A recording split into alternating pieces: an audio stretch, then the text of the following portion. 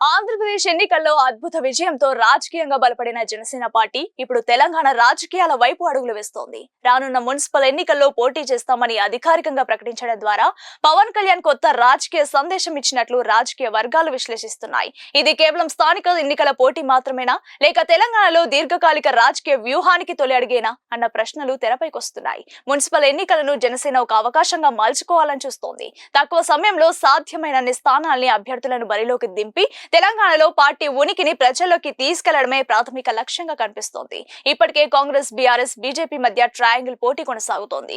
ఈ సమయంలో జనసేన ఎంట్రీ ఏ party vote bank పై ప్రభావం చూపుతుందనే చర్చ మొదలైంది. రాజకీయ విశ్లేషకుల అభిప్రాయం ప్రకారం జనసేన ప్రత్యక్షంగా ఏ పార్టీని లక్ష్యంగా చేసుకోకుండా అసంతృప్త వర్గాలు, యువత, కొత్త రాజకీయ ప్రత్యామ్నాయం కోరుకునే ఓటర్లపై దృష్టి పెట్టే అవకాశం ఉంది.